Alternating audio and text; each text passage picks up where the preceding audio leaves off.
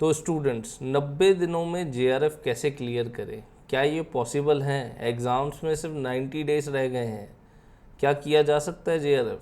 आइए बताता हूँ। तो दोस्तों स्क्रीन पे देखिए, आपको दिख रहा होगा कैसे 90 डेज में 100% गारंटी के साथ, 100% गारंटी। ये तो बहुत बड़ी बात बोल दी सर आपने। आइए बताता हूँ कैसे 100% गारंटी। 90 डेज में जेआरएफ 100% गारंटी के साथ कैसे करेंगे आप, तो सुनिएगा ध्यान से, जाइएगा मत, सुनिएगा ध्यान से। आप सुनिए, फर्स्ट पॉइंट में 6-7 पॉइंट बताऊंगा बस आपको, ज़्यादा टाइम नहीं लूँगा आपका, 5-10-15 मिनट में आपको क्लियर कर दूंगा सारी बातें। फर्स्ट पॉइंट जो आपको समझना है वो एनालाइज करना है लास्ट 3 ईयर्स की जेआरएफ कट ऑफ। 3 साल में क्या जेआरएफ की आपके सब्जेक्ट में कट ऑफ गई है, पहले उनको लिखो। मान लेते हैं गई है, एक एग्जांपल के लिए कह रहा हूँ मैं, एग्जांपल है ये, बिल्कुल एग्जांपल के लिए बोलता हूँ। परसेंटेज में देख रहे हैं अभी अपन, परसेंटाइल में नहीं, परसेंटेज में देख रहे हैं। परसेंटाइल कुछ सब्जेक्ट में अब जो वो है अपना रिजल्ट है परसेंटाइल में आने लग गया है। तो मान लो 65 परसेंटाइल गई, अभी क्या चल रहा है 26, 25 ले लो, 24 ले लो और 23 ले लो, 23, 24, 25, 3 साल ले लो। 3 साल में 6 एग्ज़ाम हो गए, 6 एग्ज़ाम की कट ऑफ उठा लो आप, ठीक है। तो 3 ईयर्स की मैंने ली, जैसे मैंने पहले साल की ली, तो पहले साल का जो एवरेज निकला वो निकला 65, दूसरे का निकला 60, तीसरे का निकला 62। समझ गए? इन तीनों को टोटल कर दो, जो टोटल आया डिवाइड बाय 3 कर दो, 3 साल हो गए, डिवाइड बाय 3 किया, जो आंसर आपका निकला तकरीबन 60% के आसपास। तो मतलब आपको ये समझ में आया कि मेरे को जेआरएफ क्लियर करने के लिए मिनिमम ट्रेंड जो चल रहा है वो चल रहा है 60% के आसपास। मेरे को क्या चाहिए, कट ऑफ लेकर के आनी है। मैंने 3 साल का एवरेज निकाल दिया। अगर इतनी भी मेहनत नहीं हो तो लास्ट 3 जो एग्ज़ाम हुए ना उसका एवरेज निकाल लेना, लास्ट 3 जो एग्ज़ाम हुए हैं उसका एवरेज निकाल लेना, आपको पता पड़ जाएगा कि आपको कितनी परसेंटेज के आसपास आना है। तो मैं इसमें समझ के चल रहा हूँ कि 60 to 68% ये जो है, ये एरिया, ये ब्लॉक के बीच में मेरे को रहना है। अगर मैं इसके बीच में आता हूँ तो मेरे निकलने के चांसेस हैं। और सेफर साइड ये है, जो मेरे को देखने से लग रहा है कि मैं 65% या उससे ज़्यादा ही स्कोर करूँ, 65% या उससे ज़्यादा ही मैं स्कोर करूँ तो ही मैं क्या आऊँगा, क्वालिफाई जेआरएफ कर पाऊँगा। जेआरएफ की कट ऑफ की बात हो रही है अभी, सिर्फ जेआरएफ वाले देखें, जिनको नेट करना है उनसे बाद में बात करेंगे सर। 65% या उससे ऊपर आने चाहिए, ये आपको समझ में आ गया। आपका जो भी सब्जेक्ट है उस अकॉर्डिंगली आपको निकालना पड़ेगा। पहली चीज़ क्लियर हो गई। अब दूसरी बात पे आते हैं सर कि एक सेकेंड, फुल सिलेबस कवरेज से क्या होता है। अब इस चीज़ को समझो, अगर आप केवल और केवल कंप्लीट कर जाते हो सिलेबस, ज़्यादातर बच्चों का बेटा मैं आपको बता दूं कि सिलेबस ही एग्ज़ाम से पहले कवर नहीं हुआ होता है। वो पूरा सिलेबस ही नहीं कर पाते। आगे की बात है तो छोड़ो, आगे तो क्या करेंगे, वो सिलेबस ही पूरा नहीं हुआ, अब क्या करें। तो वो आपसे वैसे ही, जो जेआरएफ क्वालिफाई होते हैं उनसे वैसे ही पीछे हो जाते हैं, वो उनका सिलेबस ही पूरा नहीं है। तो सबसे पहले आपको फुल सिलेबस कवरेज करना है। इसका एक्सपेक्टेड कंट्रीब्यूशन होता है 53 to 60%, depending on paper level. 53% minimum और मैक्सिमम 60% तक आप केवल फुल सिलेबस कवर करके अचीव कर सकते हो। जो जेआरएफ का और नेट का डिफरेंस रहता है ना, वो बस इतना ही रहता है 5-7% का। 5% में तो गेम हो जाता है। मैं उस वाली परसेंटेज की बात नहीं कर रहा, आप कहोगे 6% तो टोटल पास होते हैं, वो वाली बात नहीं हो रही अभी। अभी यहाँ एग्ज़ाम जो आपका सब्जेक्ट है उसकी बात हो रही है। तो कहने का मतलब, अगर आप पूरा सिलेबस कर देते हो भाई साहब, तो 53 to 60% तो आपके वैसे ही आ जाएंगे। इसका एवरेज ले लो यार, 55% मान लो, 55% तो आपके केवल सिलेबस कवर करने से आ जाते हैं। ऑन एन एवरेज बता रहा हूँ मैं, इससे ज़्यादा भी आ सकते हैं डिपेंडिंग ऑन सब्जेक्ट। कई सब्जेक्ट है जिसमें 80% पे जाता है, वहाँ पे ये 65-70% देगा आपको, सिर्फ सिलेबस कवरेज। कहने का मतलब ये है कि 100 नंबर का अगर पेपर हो रहा है तो तकरीबन मेजॉरिटी ऑफ नंबर आप किससे कवर कर सकते हो, केवल एंड केवल सिलेबस कवर करने से। यहाँ तक समझ गई। आगे प्रैक्टिस पीवाईक्यू। PYQ की अगर आप प्रैक्टिस करते हो तो ये एक्सपेक्टेड कंट्रीब्यूशन इसका रहता है 7 से 15%। 7 से 15% का एक्सपेक्टेड कंट्रीब्यूशन कौन कर देता है आपके पास? PYQ। यानी 55% तो उसका ले लो और 10% इसका ले लो, चलो थोड़ा कम भी कर दे तो 65% तो यही हो गया। JRF के लेवल तक तो यहीं आ गए, लेकिन अभी भी सेफ्टी वाइज और आगे बढ़ेंगे और बात करेंगे। तो PYQ प्रैक्टिस का इंपॉर्टेंस बता दिया आपको मैंने। 7 से 15% कॉन्ट्रीब्यूट करता है आपकी जो क्लियर करने JRF की तरफ पहुंचने में 7 से 15% मदद करता है आपकी। सिलेबस कवरेज 50 से 55, किसी भी एजुकेटर से पूछ लीजिए आप, वो आपको बोलेगा कि आपने सिलेबस अगर कवर कर लिया 50 से 55%, तो वो सोते सोते भी करके आओगे ना एग्ज़ाम तो भी आएंगे। उसके बाद प्रैक्टिस करोगे PYQ 7 से 15% और बढ़ेगा, 62-65% और जाओगे आगे। अब देखो आगे, एक सेकंड,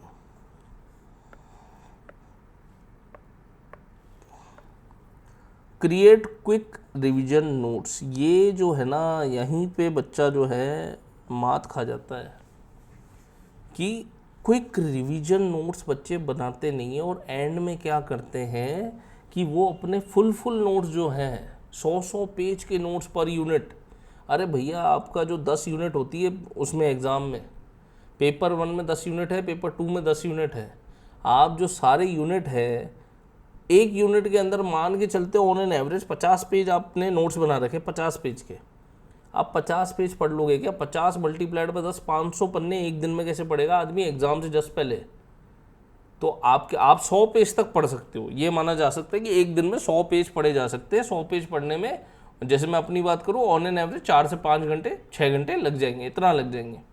100 पेज पढ़ने में इतना टाइम लग जाएगा, 6 घंटे में पढ़ लोगे आप, ज़्यादा टाइम नहीं लगेगा। तो क्विक रिवीजन नोट्स आपको बनाने 8 से 10 पेज के। कब बनाओगे? While studying. देखो क्या लिखा है, while studying each unit create short notes limited to 8 to 10 pages.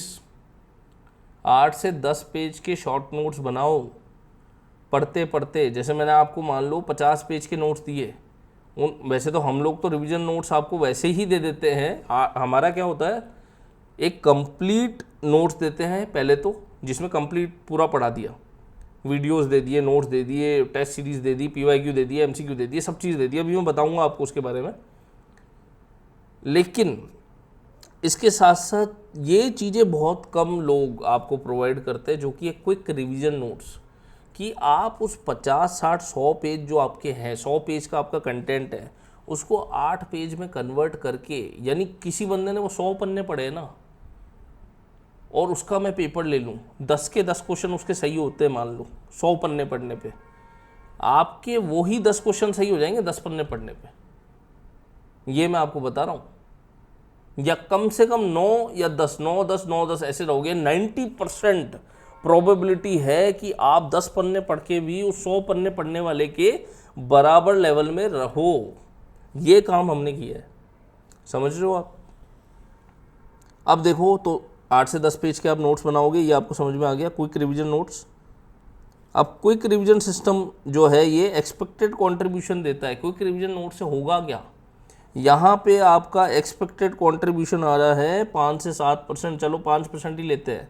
55% पहले आया था, फिर 7% अपना किससे आया था, PYQ प्रैक्टिस से, फिर 5 से 7%, तो 5 में तो सब लोअर फिगर ही ले लिए अपन, वैसे और हायर जा सकते हैं, मैंने लोअर टू लोअर फ्रीक्वेंसी ली है।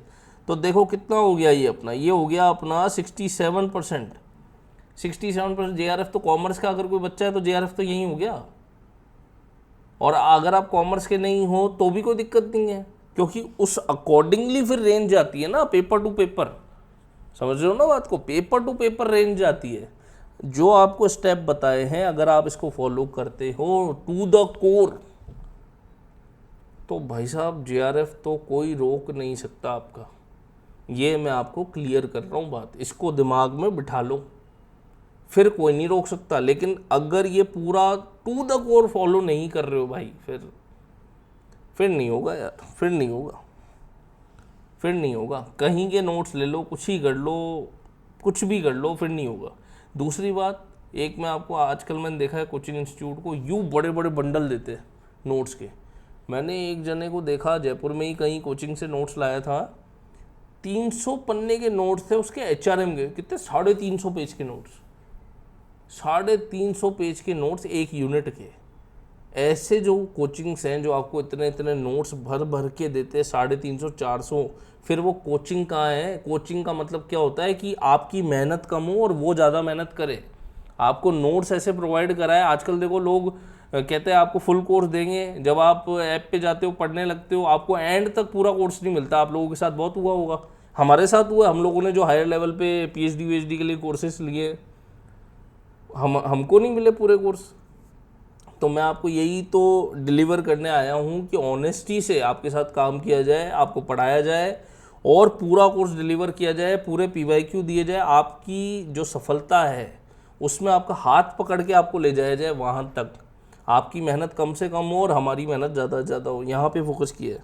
अब देखो क्विक रिवीजन सिस्टम में 5 to 7%, तो मतलब 67, एक सेकेंड, मतलब 67% का कॉन्ट्रीब्यूशन, 67 to 75%। अगर मैं हायर फ्रीक्वेंसी लेता तो 67 to 75% तक का कंट्रीब्यूशन किस किस से मिलता है? Syllabus coverage, PYQ, quick short notes जो कि आप एंड में पढ़ोगे, इन सब से 75% तक आप अचीव कर सकते हो केवल इससे। इसके ऊपर जो आता है ना, इसके ऊपर फिर इंडिविजुअल सब्जेक्टिव चीज़ आती है। इसके ऊपर सब्जेक्टिव चीज़ें क्या है? सब्जेक्टिव चीज़ इंटेलिजेंस। हर किसी बंदे की जो बुद्धि है वो अलग अलग है, यहाँ पे गेम होता है। फिर इससे ऊपर बंदा अलग अलग है, उसके मेहनत का लेवल अलग अलग है, उसके दिमाग का स्तर अलग अलग है और वो अलग रहेगा। वो होता है, बिल्कुल होता है। मेहनत करके उसको भी चेंज किया जा सकता है। कोई इधर तक रहा है ज़िंदगी भर, कोई फर्स्ट डिवीज़न रहा है, सेकंड डिवीज़न के आसपास रहा है, वो टॉप भी कर सकता है। मेहनत करोगे तो सब होता है, अच्छा गाइडेंस, अच्छा टीचर मिलेगा तो सब होता है। चलिए अब आगे बढ़ते हैं।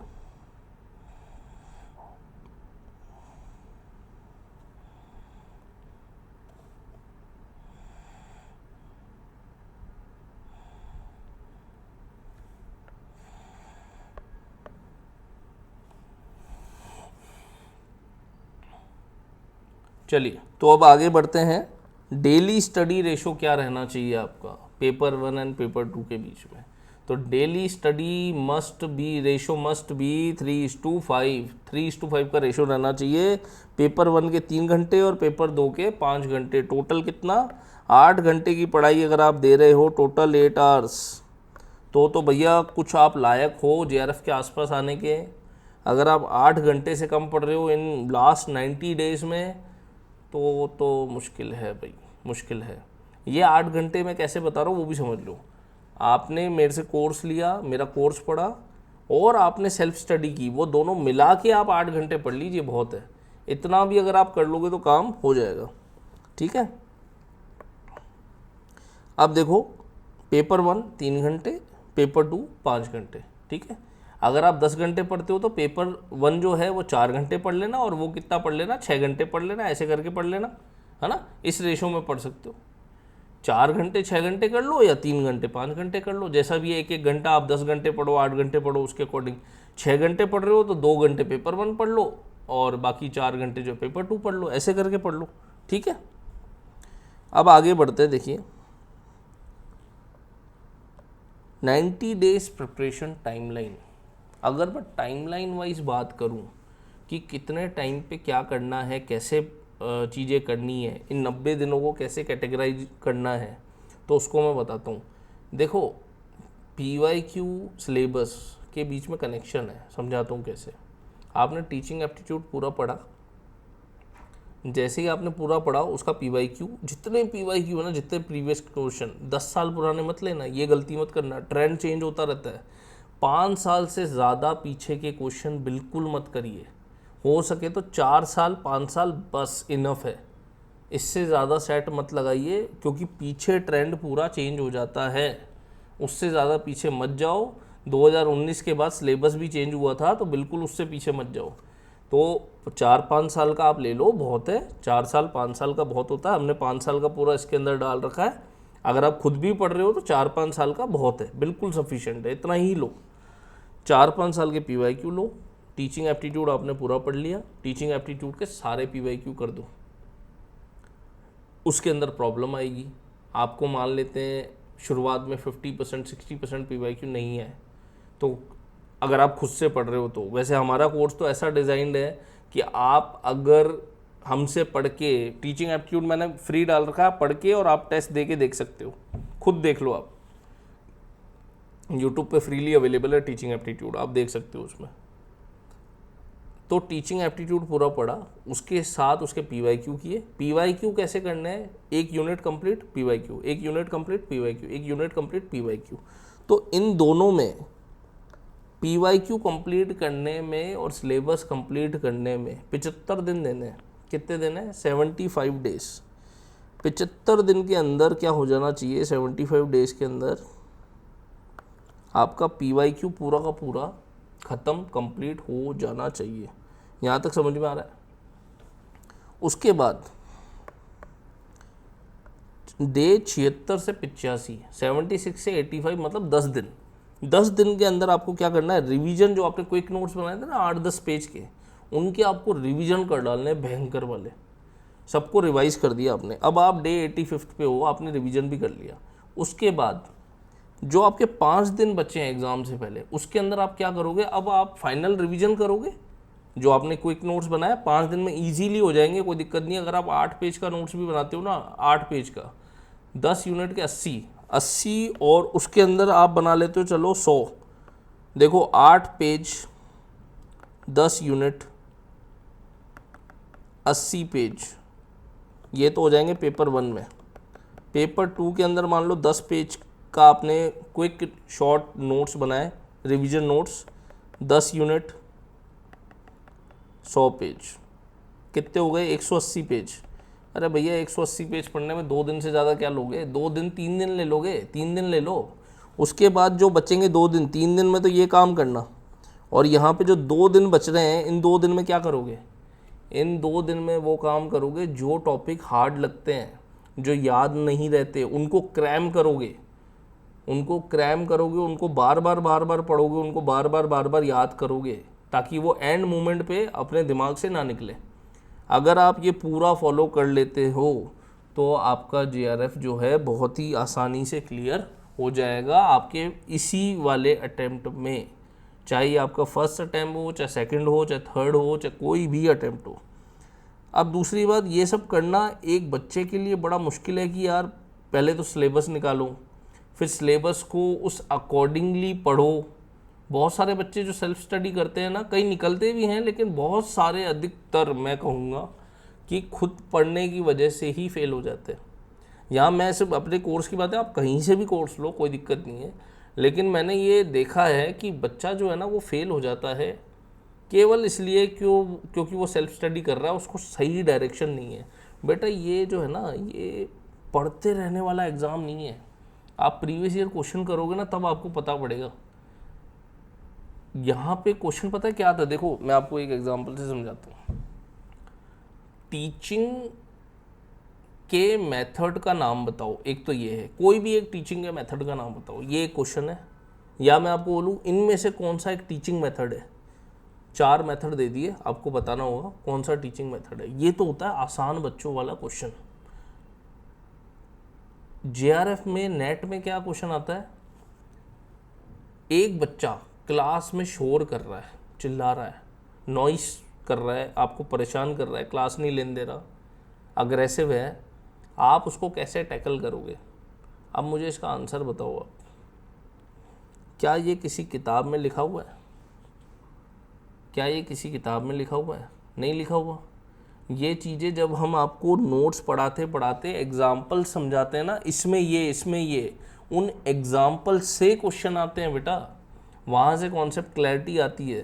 तो अगर आप खुद से पढ़ोगे तो बहुत ज़्यादा दिक्कत आ सकती है, इसलिए हमने कोर्स बनाया है।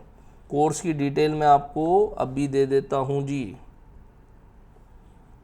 कोर्स की डिटेल मैं आपको दे देता हूँ, क्या क्या आपको कोर्स में मिलेगा, कैसे ये कोर्स दूसरे कोर्सेज जो मार्केट में उससे अलग है, क्या इसमें ऐसा है जो आपको लेना चाहिए, क्या ये एक्चुअल में बेनिफिशियल है, बेनिफिट देगा नहीं देगा, पैसे बर्बाद तो नहीं हो जाएंगे, क्या होगा इसके अंदर, हमारा जेआरएफ क्लियर होगा नहीं होगा, कब तक जेआरएफ देते रहेंगे, जेआरएफ दे दे के फंस गए हैं, कई सारे दिमाग में चीज़ें चल रही हैं। तो देखिए कोर्स डिटेल सुनिए। पीडीएफ नोट्स मिलेंगे, सर सब देते हैं, आपने दे दिया तो क्या हुआ भैया। पीडीएफ नोट्स इस अकॉर्डिंग बने हुए हैं कि जो एग्ज़ाम में क्वेश्चन आए हैं उसको ले करके, अपना सिलेबस जो आता है उसको ले करके, दोनों को इंटीग्रेट करके नोट्स बनाए गए हैं। जब पीवाईक्यू करोगे तब पता चलेगा कि भैया नोट्स में क्या पावर है, तब अंदाज़ा होगा। क्विक रिवीजन नोट्स हम आपको देंगे, आपको खुद को बनाने की ज़रूरत नहीं है, हम खुद ही दे देंगे आपको। 3 इयर्स का एवरेज परसेंटेज आपके सब्जेक्ट का क्या है वो हम ही बता देंगे, आपको निकालने की ज़रूरत नहीं है। PYQ practice test plus explanation के वीडियो। प्रैक्टिस टेस्ट तो आपके होंगे जो आप टेस्ट दोगे, प्रैक्टिस करोगे उस पर एमसीक्यू टाइप वो दोगे, जैसे एग्ज़ाम में देते हो एग्ज़ाम वैसे ही दोगे, वो तो अलग बात है।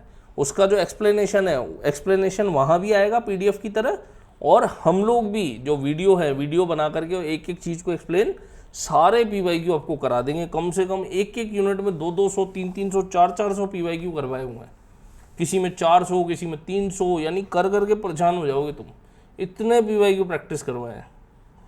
आगे देखिए, वीडियो कवरिंग कंप्लीट सिलेबस। सारे वीडियो ऐसे मिलेंगे जो कि पूरा सिलेबस को एंड तक टू द कोर कवर करते हों। Videos that covers topic which are not directly given to the syllabus. ये बहुत ज़्यादा इंपॉर्टेंट है, इसको ध्यान से सुन लो, बाद में बोलोगे भैया आपने तो बताया नहीं। तो हमने इसलिए नहीं बताया क्योंकि आपने सुना ही नहीं। अब सुनो मेरी बात। Videos that covers topic which are not directly given to the syllabus. बहुत सारे टॉपिक, जैसे कि मैं आपको एक टॉपिक बताता हूँ, येलो जनरलिज्म, स्किनर्स रीइंफोर्समेंट, ये सब होता है क्या?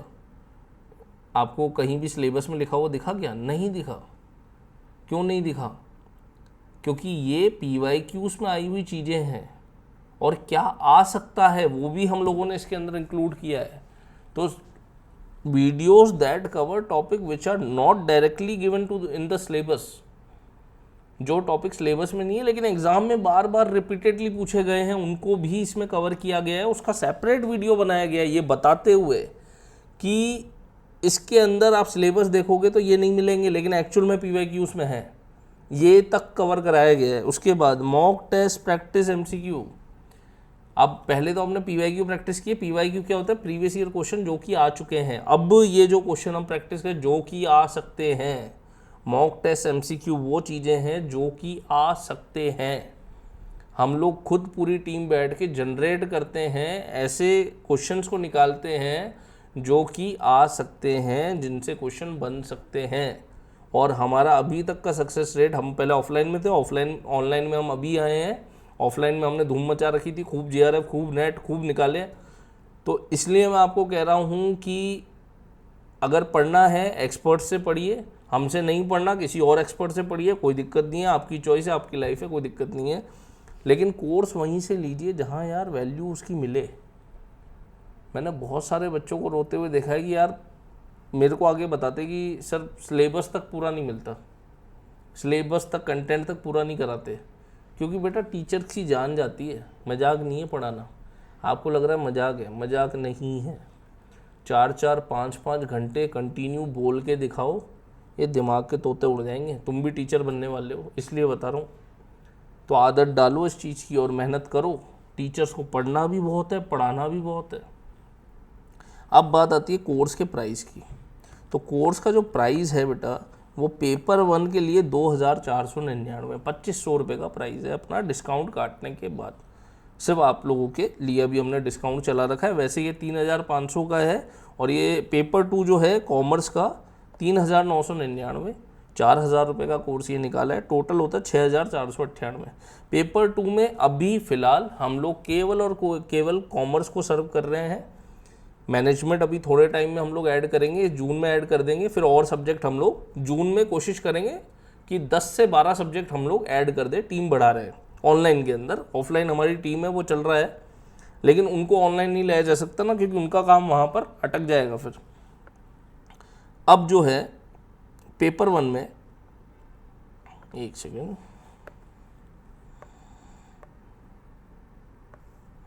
हाँ, तो पेपर 1 का प्राइस आपको समझ में आ गया 2499 आफ्टर डिस्काउंट। पेपर 2 कॉमर्स का 3999 है, 6498 रुपीज़ का टोटल आपका कोर्स है।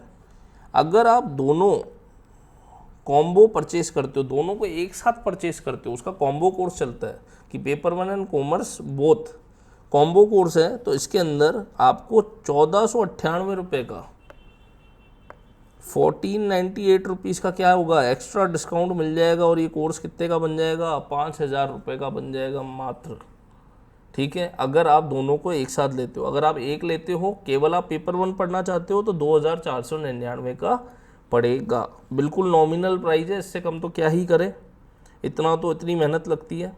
तो ये सारे स्टेप मैंने बता दिया था आपको, सारे आपके क्लियर हो गए होंगे मेरे हिसाब से। चलिए मिलते हैं अगले वीडियो में।